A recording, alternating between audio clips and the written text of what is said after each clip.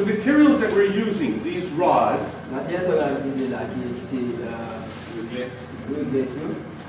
were materials invented by a school teacher in Belgium.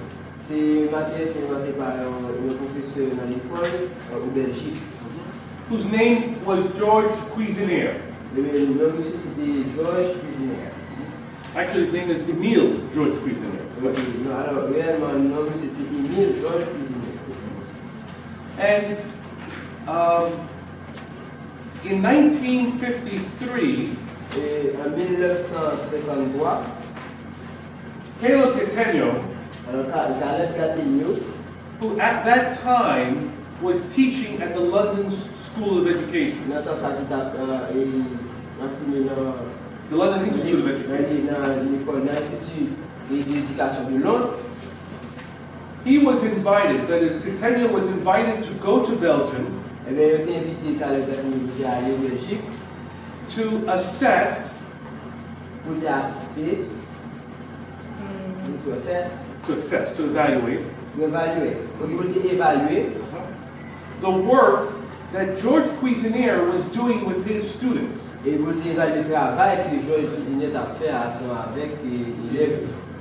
Because George Cuisinaire's students who were in primary school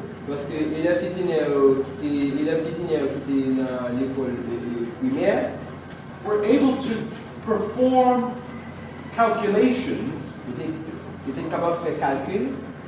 complex calculations, but with facility. Easily. So they were able to perform arithmetic calculations beyond their grade level.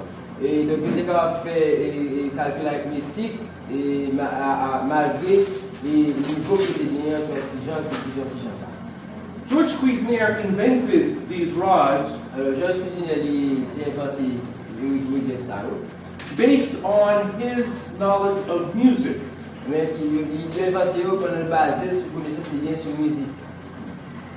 And so the rods, when Caleb Gattegno saw what George Cuisinaire was doing with the rods,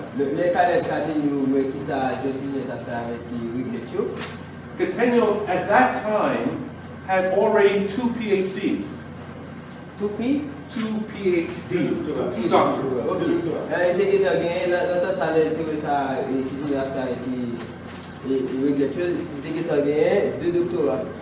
One in mathematics, the other in psychology.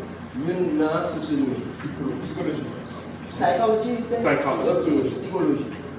So he was able to, Gattegno was able to recognize that the rods of Cuisinaire contain an answer, a solution to the teaching of mathematics.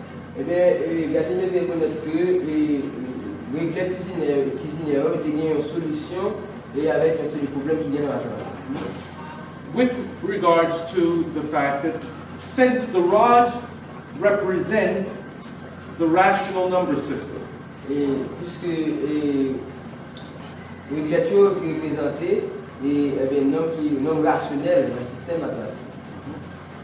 and they embody the algebraic relationships that are at the basis of the rational number system.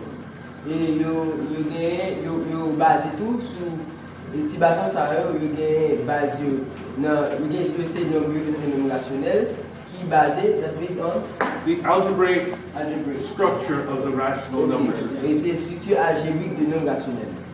But that's what Gattegno saw in the materials.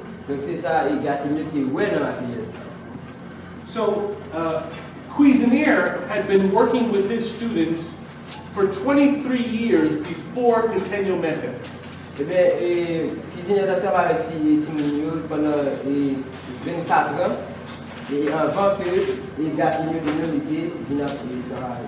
And it was only in 1952 that Cuisinaire published a little book called Numbers in Color.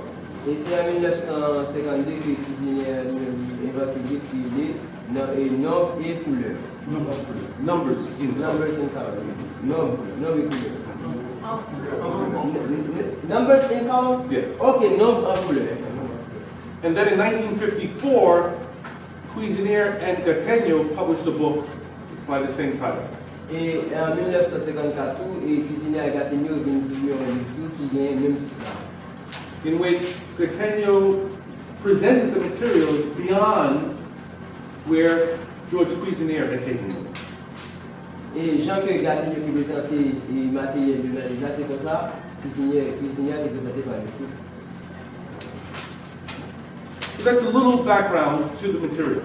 Donc c'est une petite histoire et un background sur à propos du matériel. There's a lot more story that I could tell you, but we, little by little. Et